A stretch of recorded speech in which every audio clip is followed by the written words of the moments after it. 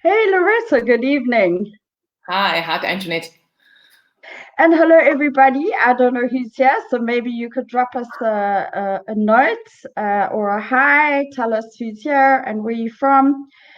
And we would love you to engage. You can't speak to us, but we would love you to leave comments and we'll have a look at the comments and talk to them.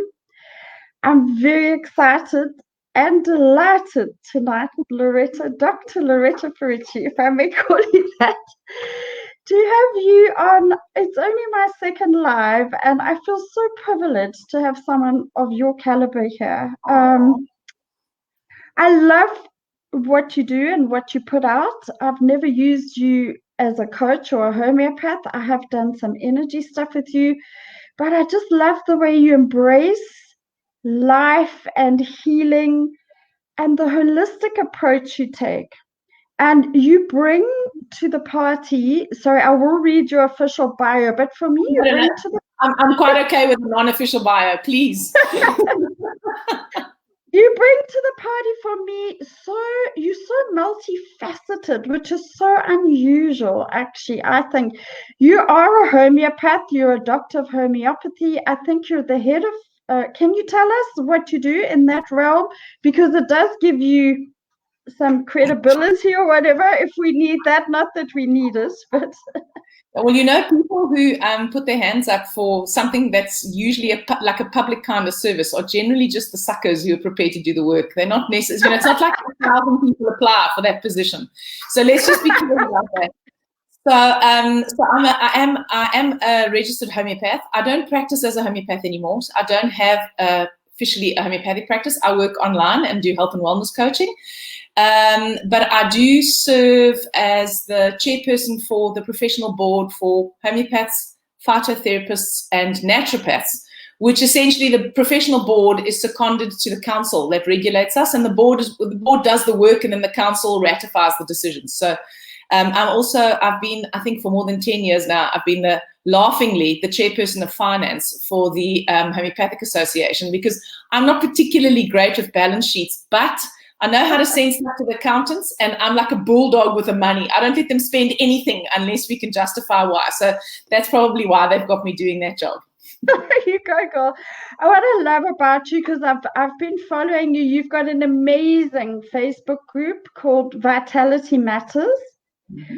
And that's where I've engaged with you the most. And the incredible thing is you bring such a wide array of things to the party, from the mind and emotional state to food to spirituality. And it's just incredible to see all of that packaged in one thing, because for me, it's about all of that, actually. It's so everybody, just about everybody that knows me on this talk knows that I got cancer on an anti-cancer lifestyle. I was a vegetarian, organic food and body products, exercising, meditating.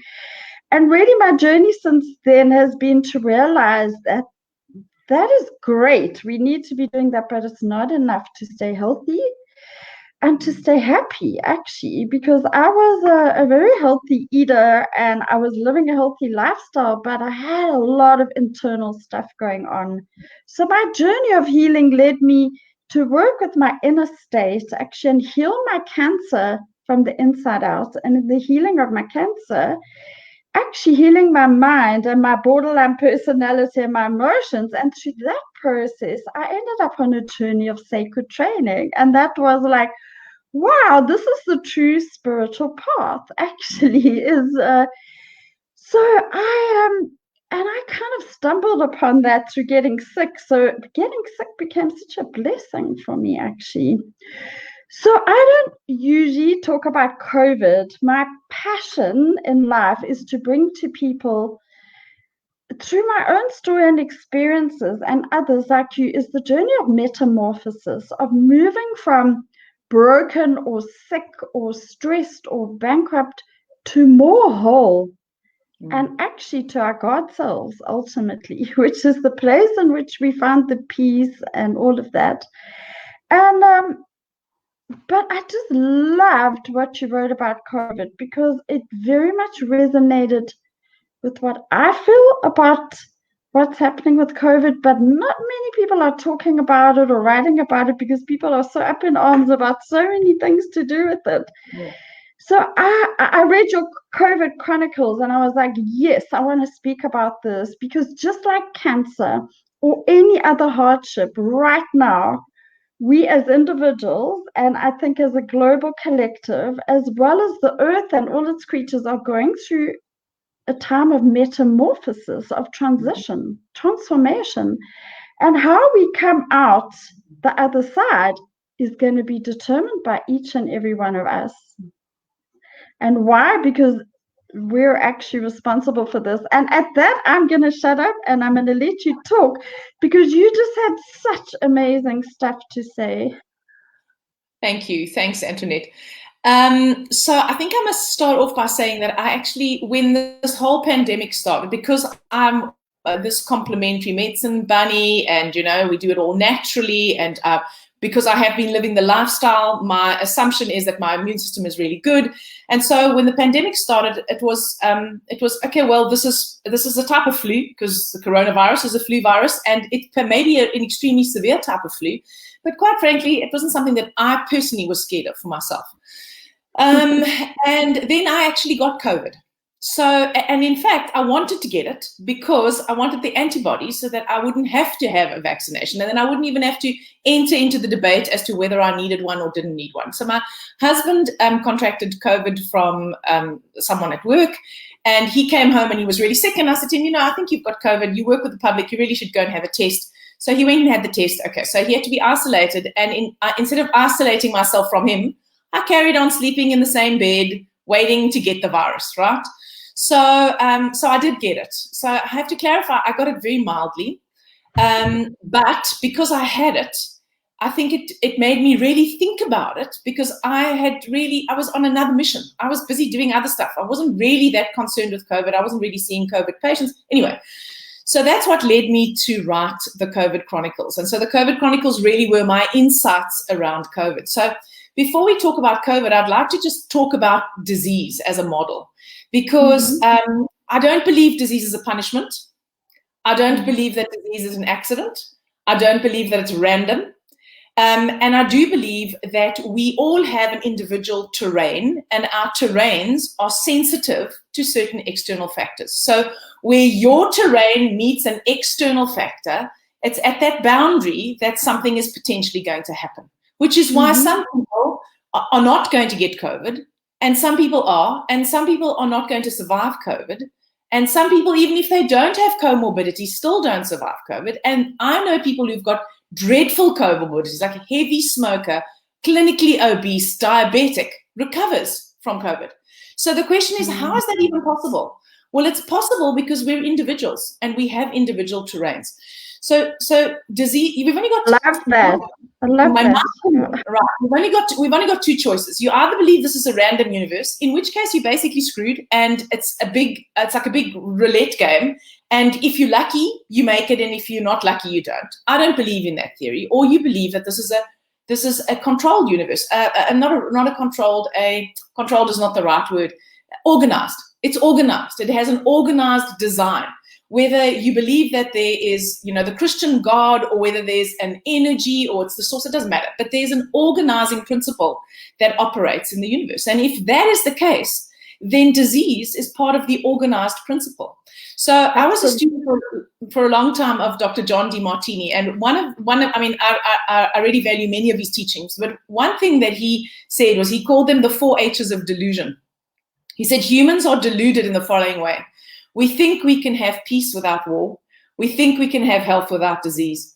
We think we can have, hold on a second, it's happy. We can think we can have happy without sad. And we think we can have heaven without hell. But they come together as a package. So they're the 4 H's of delusion. And disease is a feedback mechanism that something is disharmonious with you. Now, this is not a judgment, okay? So it's not like, it's not a feedback mechanism that you're a bad person because you eat refined food. It's a feedback mechanism that your terrain is not coping necessarily with your diet, or it's not coping with your marriage, or it's not coping with your job, or it's not coping with the social mask you wear, or it's not coping with your unfelt, uneven looked at trauma, because, we are, what is valued in the world today is putting on your big girl pants and getting on with it, Been there, done that, got the t-shirt, moved on. So many of us, I'm also the queen of that. So many of us do this, and because it's so validated, because we get praised for that, because, toughness is rewarded. That becomes a coping mechanism that we just use over and over. So we distract, we deny, and we suppress. And it works for a period of time. And addict. I think we also addict with this word. Of course we do. But the addiction is part of being trying to distract or suppress, right? So we become addicted to food so that we don't have to deal with our issue, or addicted to work, or addicted to exercise. So you've mentioned, and a few, I listened, just by the way, I'm humbled to be your second interviewee, because I watched your first one with Gary and it was amazing. It's like, oh my God, that guy was unbelievable. So a little bit intimidated, but here we go. So what ends up happening is that we as I said, we become addicted because we're suppressing, because we're distracting, because we're not actually dealing with. So in your journey, when you say, you were living the anti-cancer lifestyle, you mentioned that, especially in your interview with Gary and before this. And please, Anthony, it's no judgment or criticism. It's a great example, is that you can be doing all the right things, but if your focus is you're doing them because you don't think you're good enough, or you're terrified of getting sick. There's a difference between doing healthy things so that you don't get sick, and doing healthy things because you want a vibrant, healthy, inspired life. It's a very fine line. Absolutely. So disease is a feedback. Signs and symptoms are a feedback that something is not serving you. And what happens is that we are so indoctrinated with the have-tos, the musts, the shoulds, the oughts. You have to be especially as women, you have to be a good girl. You have to be the good wife. You have to, these days you have to have a career and children, and you have to have a huge success out of both of them, because otherwise, quite frankly, you're just not cutting it. So we're so smothered in our have-tos, ought-tos, and shoulds that sometimes signs and symptoms are the only way that we can be true to ourselves. Because when you get really sick, and you can attest to this, you're not that worried about what anyone else is thinking, because you're at risk of dying. So suddenly you become number one. And I don't mean that in a selfish, narcissistic way. Absolutely. Like, oh my God, I've got to survive way, right? And so very often signs and symptoms, always, they are a way, I believe, to get us into alignment with who we really are. And we can only get into alignment with who we really are when we are real about our light and our shadow. And, we don't have the light because we have the shadow. And so we think we can hide the shadow and then make the light shine brightly. The irony is, it's only when we can bring the shadow in that the light really shines. Exactly. And that's been so hidden from us. We've been socialized, conditioned, spiritualized even. Totally. To not accept that and live it. And that's exactly why I got sick, Loretta. So I don't feel any judgment when you say anything. I own up to every reason why I got sick, and I share it because I don't want other people to get cancer before they get this message. Well, you see, so that's actually, now that you mentioned that, that's the other thing that really struck me about the interview with Gary. When he told the story when he walked out of the doctor's consulting room, and the doctor said to him, well, you may only have one day to live. And he was so euphoric. And I was thinking, okay, so my perception of that, and I might be wrong, is when you're at the point, when you're literally at the interface between life and death, then all your attachments, what you like and what you don't like. Exactly. You transcend that, which is why you can go to that place of joy and bliss. And then I was thinking, so do I want to have to be terminally ill to get that? It's like, no, actually, I think we can get that in another way. We can't get it so dramatically. We can't get it so like boom in one go, but we can get it more progressively and systematically if we listen to the feedback. Wow, that's very amazing. Yes. So that's why the disease is so like a story like your story or Gary's story or Anita Mojani's story or anybody who has survived something amazing or a bankruptcy, as you say, or an accident or, loss of loved ones or crises bring us to that interface where we choose to either carry on hanging on for dear life to our attachments, in which case we struggle a lot, or we relinquish those attachments, in which case I do believe that we can experience that feeling that you and Gary and Anita Mojani described, and a friend of mine who also was in a medically induced coma for 7 years and had this miraculous healing. The stories are the same because at the time, at the interface, you lose the attachment.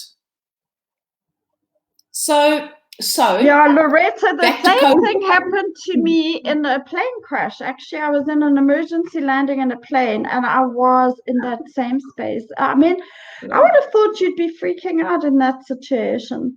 So yeah, this brings us to COVID because most people don't get this until they get clapped. And wow, why should we get clapped? Because this truth has been hidden in plain sight, Loretta.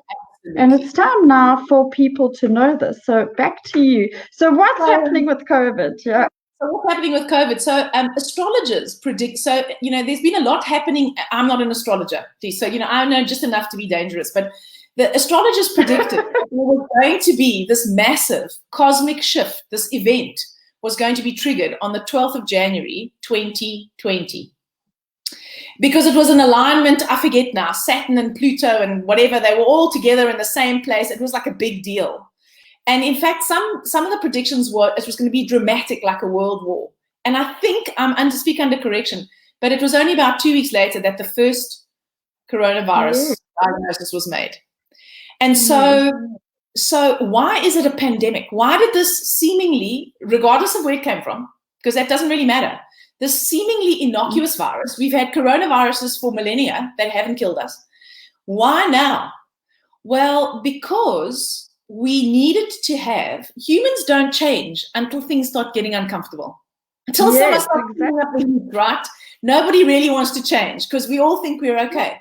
So John DeMartini, also my favorite quote of his is, the mind always lies, the body never does. That's why God put the clues in the body. Wow. Because the body is the only part of you that is constantly in the present. It cannot be in the past or the future. So, I might have been 20 kilograms slimmer 10 years ago.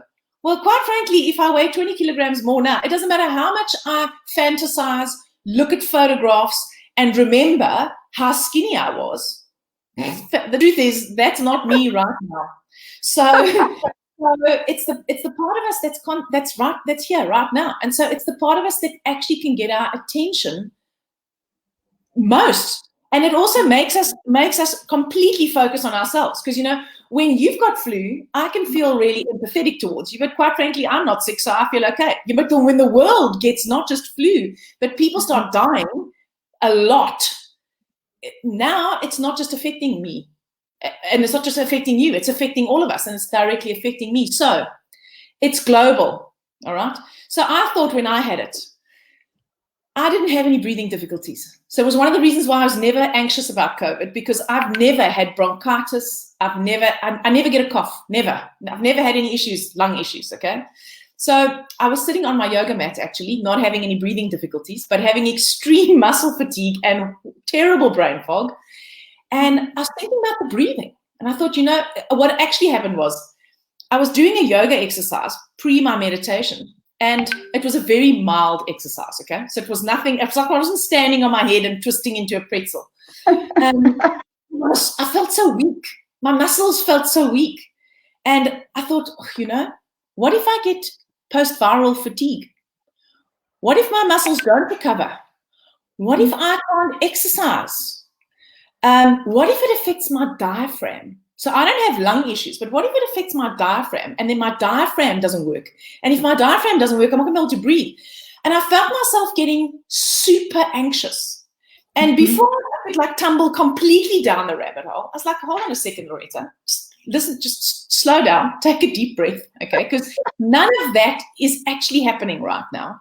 But what it did unleash for me was an awareness of how much anxiety I actually have about having COVID when I thought I was going to be fine. And that got me to thinking about, can you imagine, so me, who doesn't think I'm anxious about COVID, I've got anxiety. So it might be a symptom of the disease, and it might be a symptom of the disease, and because I'm tapping into all the collective anxiety around COVID. And imagine if I still couldn't breathe on top of that.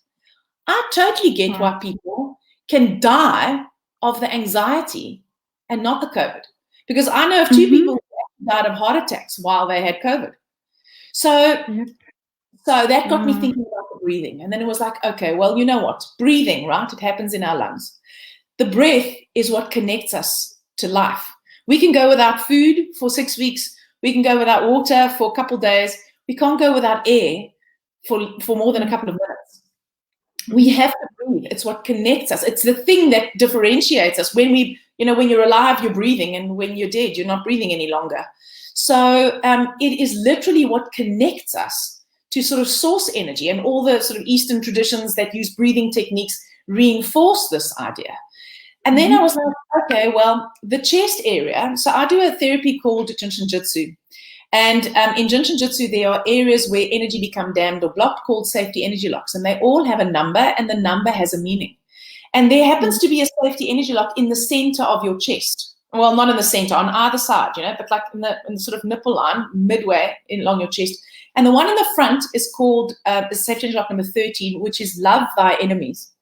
So this is where you love yourself first, and then you love everyone else happens. And it has a part on the back, on either side of the spine, and that's safety energy lock number 10. And it is called the limitless outpouring of life. It essentially is the warehouse of abundance.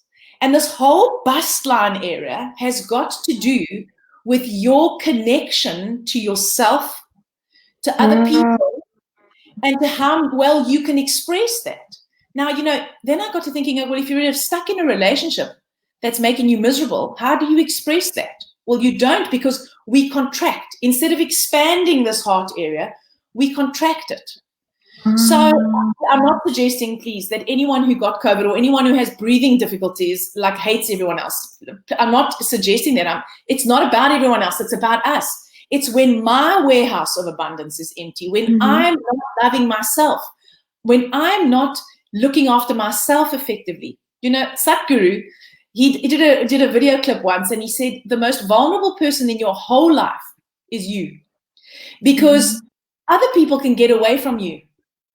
So if someone was trying to harm you, you could struggle. Even if you, this is a dreadful example, but even if you took an animal and you tried to restrain it, it would struggle, right? It would put up a struggle and try and get away, and it would have a chance. But you don't even struggle towards yourself, and you cannot get away. So when you are hating on you, you are the most vulnerable person in your entire existence. There is no one in your life more vulnerable than you. So Loretta, do you see maybe the collective shadow? I don't know if that's a good word, but this collective shadow that's showing itself, all the brokenness and shit in the world. Actually, excuse my language. Sorry. That's okay. You know me, eh? You can't scare me. I think it's you and I together, yeah. Very clean. We better watch our language because we're both bad. But is that not just because most things are a projection, actually, aren't they, or a mirror for us? So is it not? And because we've been forced to be still, and to not do the normal things we do. And many people even lost their jobs or everything, or they're being forced to stay at home. Don't you think it's reflecting with us our inner state, which often we cannot see because it's suppressed? I did not know what was going on inside of me till I got really sick. And so it's an opportunity, and therein lies the opportunity, actually. Sorry, I interrupted you. No, absolutely. I agree with you 100%. So, what I also thought was, we feel like we are so connected to everyone, but most of us is connected to everyone via this or in this medium. So, you go to a restaurant, you see a family are having dinner, and at least two people are on their phone. You're at a restaurant with your partner, he or she goes to the bathroom, and the first thing you do is you look at your phone. So now suddenly we get isolated. We're forced to isolate from people. And the biggest risk factor for disease in the Western world is loneliness. Wow, are you serious? It's shown in studies, okay? It's social isolation. So I'm not saying that this is it's okay. So on the one hand, the social isolation can make it worse. But on the other hand, I believe that the social isolation, the reason why we have to have it is so that we can go back to connecting to ourselves, because you can only connect to others to the degree that you've connected to yourself. Mm-hmm. So, if I can love my bitchiness, then it makes it much easier for me to love your bitchiness rather than to get offended by it. Right? But if I don't even acknowledge that I have an inner bitch, then everybody's going to annoy me, right? So, whereas, and I'm understand, we are social creatures. We're tribal creatures. We need other humans. But our connections with other humans, even, in my opinion, have become so superficial. They've become so disconnected, okay? So, we can hug and say hi and then look at our phones. You can't go to a retreat and then have a bathroom break without everyone being on their phone. Who are they talking to? There are 100 people that you can talk to. Why are you on your phone? So I believe that part of the reason why we have to, that's why it's a virus and it's contagious, so that we're forced to isolate. Because when you isolate, you can't hide. Now you can't hide from yourself. As you say, there's only so much Netflix you can watch. There's only so much distraction you can do until eventually it starts driving you mad and you are faced only with you. And that, it's imperative, but it's difficult. And in my opinion, most people, most of it, and I include myself in that, please, we bypass, we meditate every day so that we don't have to worry about the fact that, I don't know, we hate our jobs. So we meditate to cope with the fact that we hate our jobs. Why don't we just sort out the job? And the problem is that there's so much rationalization, but I have to work and I've got kids at university and the mind is always going to try and keep you where you are, even if where you are is awful, because your mind is run by your ego and your ego wants to keep you safe. So it's better the devil you know, right? So all the rationalizations that your mind gives you for why you're okay. So for example, if you're eating all the right food and you're doing the meditation and you're doing the exercise, but you're pretending that you don't have any darkness. That was me. Yeah, me too. then you cannot be integrated. You're bypassing. You're using your health route. So that's why, when you mentioned addiction, we're very quick to lump addictions: alcohol, sex, drugs, food. What about work? What about exercise? What about healthy eating? What about yoga? What about meditation? Spirituality is as an addiction. That was one of my worst, to be honest. And very often it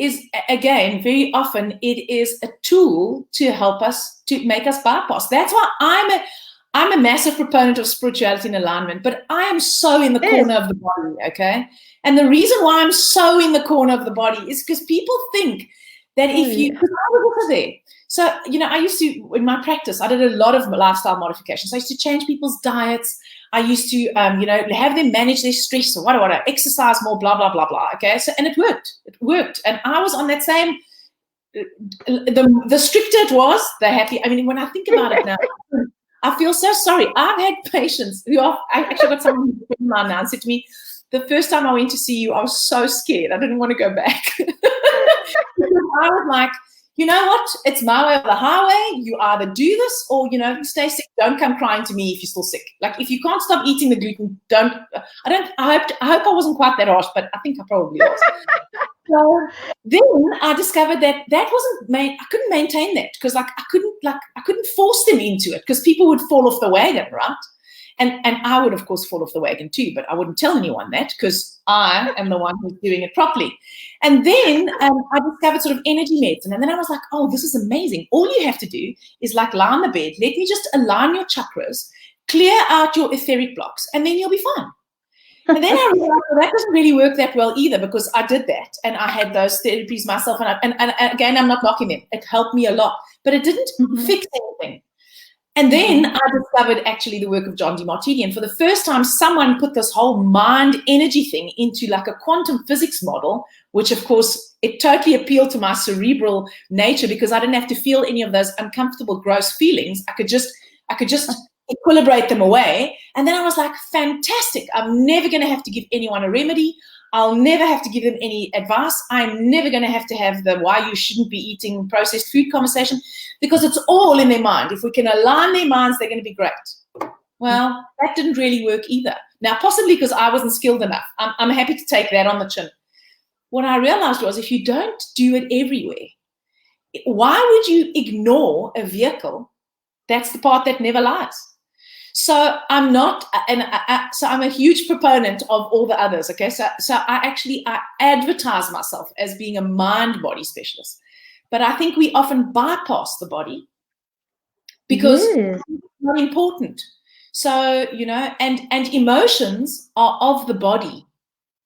When you have a thought, it's generated by your brain. It's of the body. When you have a thought about something and you judge that, whatever it is, as good or bad, it generates an emotion. And when it generates an emotion, it generates a chemical release that goes to every single cell in your body, and your body responds to that emotion. So thoughts and emotions are physical. So, in fact, I was reading today, Loretta, that if someone has trauma stored in their body, they could have something like headaches for a lifetime, actually. So that's the part I was missing completely. So the puzzle is holistic. Yes, we do need to eat healthy, but Anita Majani and Bruce Lipton both brought to me, absolutism makes you sick. And being anal makes you sick, and being scared. Like, I had so much bloody spinach and green juice, but I didn't want to have cake in case I got sick and I got cancer. In case people ask me now, did you change your diet? I'm like, yeah, I eat cake and meat now. I mean, I know that's a bit of a joke, but actually I needed to find the balance, to be honest, because I was so absolute. And that was part of the coping mechanism I used, because I wasn't looking at the suppressed emotions and trauma, and I was people pleasing and overworking, and that seriously can trigger disease. Absolutely. So again, anything that you suppress, you have to express in some way. And if you are unable to express that consciously, so if it's a feeling, you need to be able to feel it. If it's a trauma, this is my opinion. If it's a trauma, so let's just say that you had a very traumatic event that happened in your early childhood. You can't go and change that. It is what it is, right? But you can change your perception around it, which does not mean that you make it positive. You can shift your perception around. You can see how that trauma has served you. But more importantly, that part of you that was traumatized at age 2, that little girl or little boy, you're still responding to anything that triggers that kind of emotion as a 2-year-old. So it's your job to go and feel that feeling, the adult, the grown-up. Grown-up Loretta has to say to 2-year-old Loretta, I know that you needed to develop this coping mechanism so you could survive. But you know what? We're alive now. So I'm going to go back and I'm going to feel those feelings. I'm not going to re-story the trauma a million times. I'm just going to feel the sadness, or I'm going to feel the betrayal, or I'm going to feel the fear, because feelings want to be felt. They don't want to be fixed. So when we try and rationalize them, that's a form of suppression. When you convince yourself that it's okay that someone did something and that you're really not that shattered, so you don't actually allow yourself to feel the anger or the sadness, you've just suppressed it. You've just rationalized it away. And that's a coping mechanism. You develop these coping mechanisms in response to trauma in order to keep you alive. The problem is that I'm 50 now. I don't want to be run by my 2-year-old coping mechanism. That doesn't serve me any longer, because I'm like a grown-ass woman now, right? So the social isolation, we keep on getting off COVID, right? So the social isolation, no. And the not being able to breathe, and the sense of being smothered, and the weakness and the fatigue. All of those are forcing us literally to become still. And look what happened. The whole world came to a standstill when everyone locked down. Literally, the world stood still. So I do believe that it also is, we have to become the CEOs of our lives. You basically got to own your shit. You got to own your awesome, and you've got to own your awful. Because you know what? You've got both. You've got it. I've got it. Everyone has got it. And when I own it in myself, then I open my heart in order to be able to own it in everyone else, which ironically means that people don't annoy me quite so much, because everyone's a mirror, right? Everyone is mirroring my disowned parts to me. When I meet you and I go, oh, you're so awesome. I wish I was like Antoinette, because she's, I don't know, she's fun and she's articulate and da-da. It's because I can't own that I'm just as fun and articulate in my own way. And when I say, Loretta, isn't this reflecting to the COVID process now? What we judging and seeing out there, is it? Absolutely. So if I go, well, we can't, and this is true, we can't carry on raping the environment. We can't carry on extracting natural resources from the earth ad infinitum, because the earth can't support that. So the question is, where am I doing that in my life? So yes, you can recycle, you can become a more conscious consumer. All you can do. So how many people do that? I don't know that many. So that's something that we can do, rather than going, well, you know what? I hope someone invents a wonderful invention that can just clean the garbage out of the oceans and turn plastic into organic fertilizer, and So it absolutely is reflecting that to us. It's reflecting, I think, that we need to become still. We need to internalize, and we need to take responsibility. And what I found very interesting in my journey, certainly, is that, so I looked at my husband had a completely different set of symptoms to me. Completely, right? So he had body pain. He started with like a gastro. Then he had the fever. He had the body pain. He had the extreme chest pain. He had a little cough. He had some weakness. He lost his sense of taste and smell. I didn't have the body pain. I didn't have the fever. I had chills one day that I couldn't quite work out if I was sick or not. I thought maybe I was just being hypochondriacal, so I could lie on the couch all day, right, without feeling guilty about lying on the couch. And then I lost my sense of taste and smell, and I realized, okay, now I definitely got COVID. But I had muscle weakness. I didn't have any fatigue. I wasn't tired. Everyone said to me, you must sleep as much as you can. It's like, well, I don't really want to sleep any more than I'm currently sleeping. I'm sleeping fine, thanks. But I had extreme muscle fatigue. So if I walked up the stairs, my muscles ached as if I'd had a workout, like a heavy workout. And I had this brain fog. I couldn't think. And what I realized for me was, it made me realize how invested I am in being strong. Not physically strong, but like, I'm the tough girl. I don't need 2 weeks to recover from COVID. I'm not going to get post-viral, because I'm so strong. And it was only when I felt so weak that I realized how invested I am in physical robustness and my strength. And the brain fog is obvious, because I have a huge investment in the fact that my mind, I think, works quite well.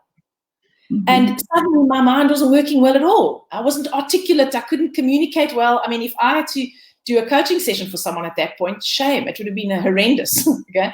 So those are the two things that I'm the most scared of ever losing. It made me really aware of how attached I was to that. And then when I lost my sense of taste and smell, I promise you, I started crying. I'm embarrassed to admit, I burst into tears. Too. I went to my bed and I lay down. So I had been on a therapeutic fast for that I decided to do, and that I'd set the time aside for. So I was on day, I don't know, 7 or 8. Okay, so there was a transition day. There were 5 fasting days, which is really just juice and broth, which is when I got sick, which is one of the reasons why I think I may not have got the symptoms so badly, because fasting is really good for your immune system. My digestive system wasn't taxed. I was already through the detox. I was on day 6 or 7. Anyway, the first day of introducing the food again was day 7. And I remember that it was a little bowl of rice and I think some steamed vegetables. It was the most delicious thing I'd ever tasted. And I just want to tell you, I like food that tastes nice. I'm not one of those people who, I had a half a roasted squash with no salt and butter for supper. So delicious. I'm like, ew, you had what? No, I don't like that, okay? I ate it slowly and I could taste, it was the first proper food I'd eaten in 6 or 7 days. And the next day was now this next meal that I was going to have. And I sat down and I took a bite and something was wrong. And I realized I can't taste it. And I was so looking forward to it. And that's what made me cry. I burst out crying. And I was more distressed about the nose, smell, and taste than anything else. So I spent a lot of time thinking, okay, hold on a second. What the hell? I mean, really? This is not the worst thing that can happen.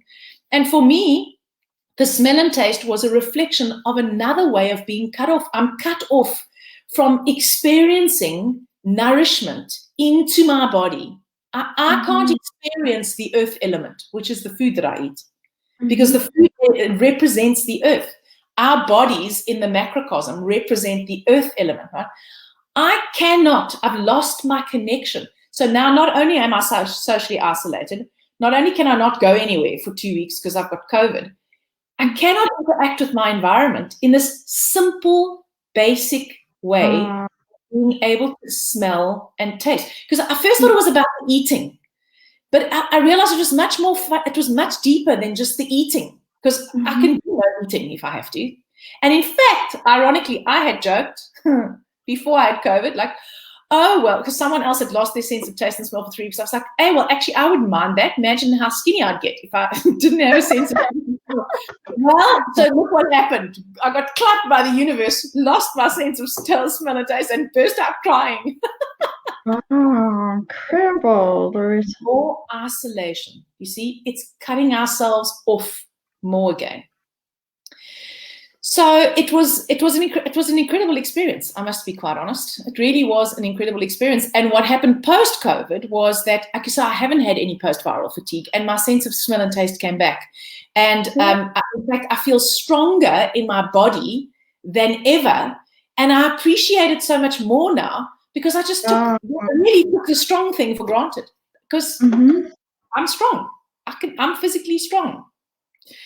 So it's always reflecting, and there's always an energetic thing that's going on underneath it. If I can just say one thing, I know I'm really banging on, but you're riveting. In Oriental medicine, they teach that. So I'm talking about in Chinese medicine, this model exists, and in a Japanese form of medicine, which is the Jinshinjutsu, the same. It's a similar model. They use different terms, but that's the same model. And basically, they say that things can only grow on you, like funguses and stuff on your skin, and in you, viruses and bacteria that are not supposed to be there, if there is an imbalance between your stomach and spleen organ function energy and your bladder and kidney organ function energy. And the stomach is the thinker. So your stomach, so an organ function energy is not just the organ, it's the organ and the energetics associated with the organ. And so your stomach, just as your physical stomach takes a chunk of food and breaks it into a pulp so that it can be digested in your small intestine, So that stomach organ function energy takes concepts, like things that happen in your life and the world, and allows you to break them down so that you can process them. So that's why they call the stomach the thinker. And the spleen and pancreas, which are associated with your digestion, and in Oriental medicine, they're a single organ, produces the enzymes that effectively feels out what is a carbohydrate, what's a fat, what's a protein, and how do we break it down. And it is the seat of emotion in the body. So when your stomach and spleen, pancreas organ function energies are not working well, not only it can manifest as physical symptoms in the body, like you can have reflux or heartburn or indigestion or whatever. But it can also manifest as not being able to stomach things in your life. Like, I can't stomach this. I can't, it makes me feel sick to my stomach. It's a concept that you cannot process. And so the thinking and the feeling function has to be aligned in order for you to digest anything. Wow, that's big. That's also, I was like, it's so big, and it governs that organ couple governs the surface of the skin, which is your external boundary. It's your boundary externally with the world. And your stomach organ, your whole guts starts in your mouth, and the stomach organ function energy governs the mouth and the esophagus. And that's your internal boundary. So when your stomach and spleen organ function energy is not, your boundaries are not good. That's why things can grow in and on you. And the bladder and kidney organ function energy, that's all associated with survival needs. Literally, how safe are you? How secure are you? You know, how much money do you have? How much food do you have? Are you safe in your relationships? How much power do you have in relationships? And the attitude or the emotion that is governed by that organ couple is fear, unconscious fear. And the attitude of the stomach and spleen organ function energy is worry and anxiety. So when it's become conscious, you're worried and anxious about it. But when it's unconscious, it's sitting there. And so those two organ function energies are essential to keeping so everyone's going on about immune system. Yes, absolutely. Your immune system is really important, but it's so much more than just your immune system, because these are vital organ and energetic functions, and they're associated with vital emotions, which in Jiu-Jitsu they say if you have an emotion repeat, when an emotion becomes habitual, like you're always sad, it becomes an attitude. It basically hardens into an attitude, and that attitude starts running your life. So again, we come back to, we can't carry on exploiting natural resources because that's fear driven. It's almost like the organ function energy of the earth can't take it anymore, because we're going beyond the boundaries of what is actually capable of sustaining human life on this planet. So I'm like, so what am I going to do now? Like, what chance do we have? There are 8 billion of us, okay?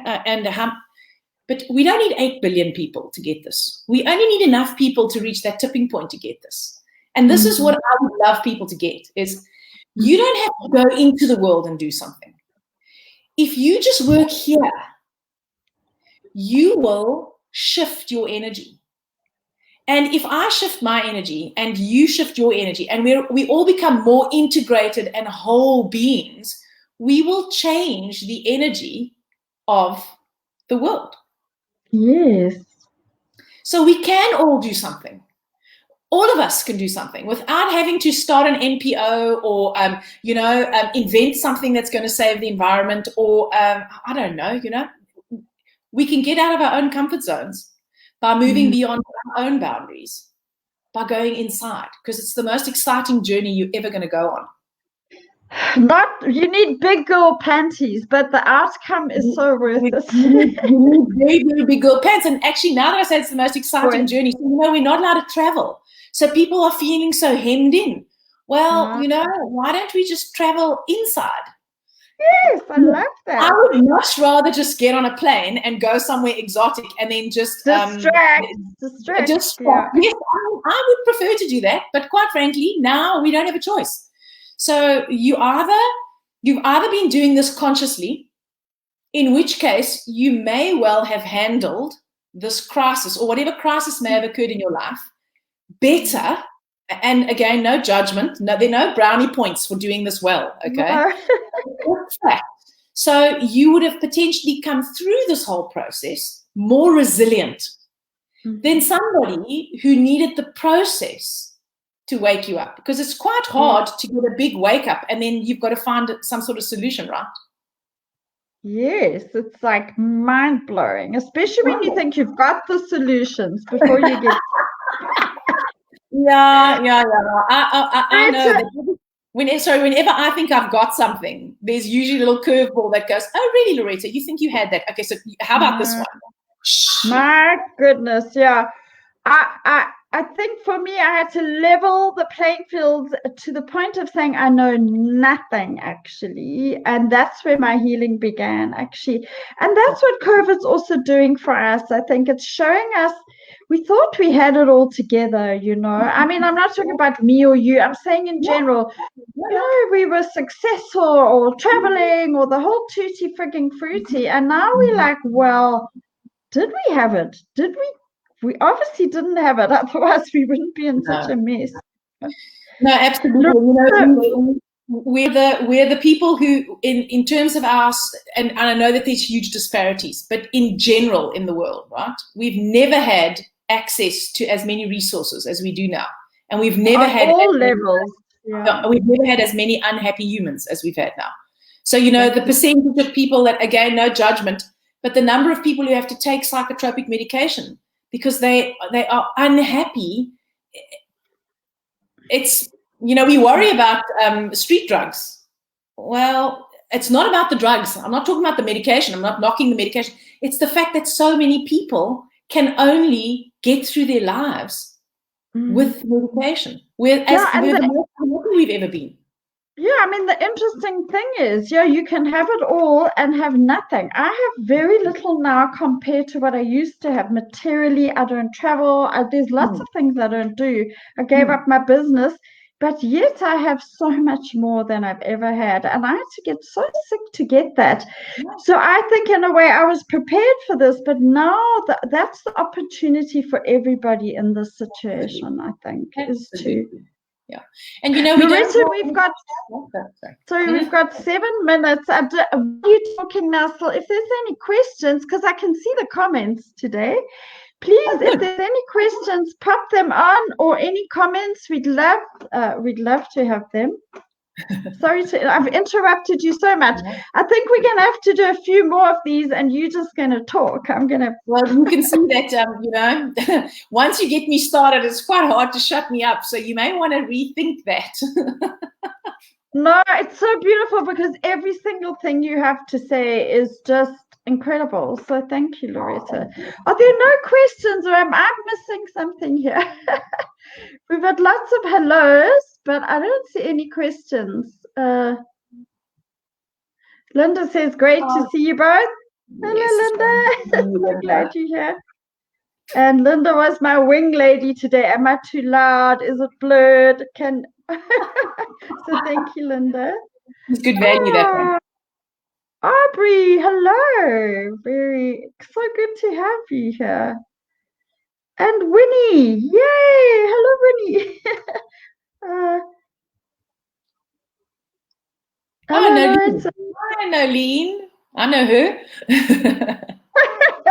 And Norma, hello. Norma's usually on the front row for my live. Thank you for being here again. And Kathy, hello. Esther, hello. Esther's all the way from Holland. Hi, Esther. Are there no questions? Linda said, thank you. That was amazing. Yeah, it was amazing, Loretta. Thank you. Oh, thank you. Nobody got anything to say or ask, or so we can just keep on rambling on. I was either extremely clear or or totally confusing and so overwhelming that they're all thinking, what the actual just happened? So let's hope it's the first one, okay? Loretta, Loretta, if you'd like to do a few more of these, I'd love to, because we're going way beyond COVID here, and we did go a bit off the topic, but I think that it's all the same, actually. It's and you know what? COVID is the catalyst. She's still digesting. Yes, COVID is we'll come back. Yeah, COVID is the catalyst. So a lot of people don't have COVID.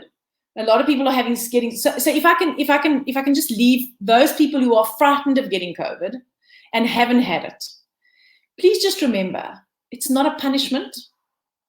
It's not a random act. It's merely feedback. So what I often say when I say to my clients, or I say to patients who are religious, right, and who have sort of a Christian orientation, is that instead of praying, "Dear God, take this disease away," because it's feedback. That's part of the design. So how can that prayer literally be answered? Why don't we rather say, "Dear God, please help me see what this feedback is trying to tell me."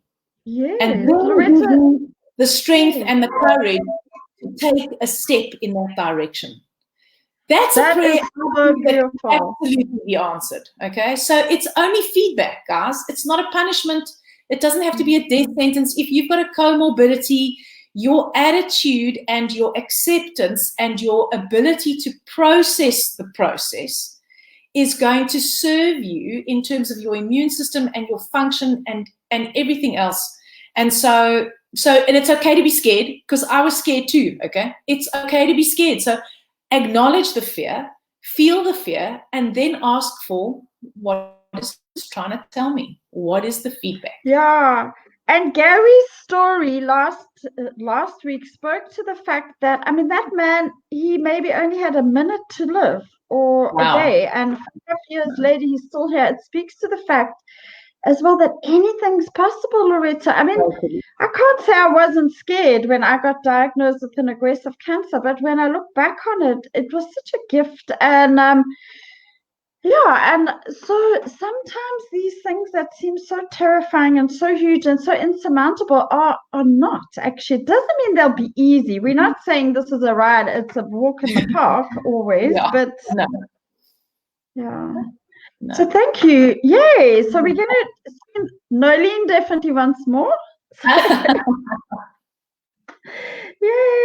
Larissa, that was amazing. Thank you. It was just incredible. You have so much to offer. So if we can carry on doing some conversations, I think we'll have many. Yay. Thank you. And thank you everybody that showed up. And thank you. Yeah, if it resonated, shared it, because Loretta has so much to offer, and it would just be amazing if it could be shared.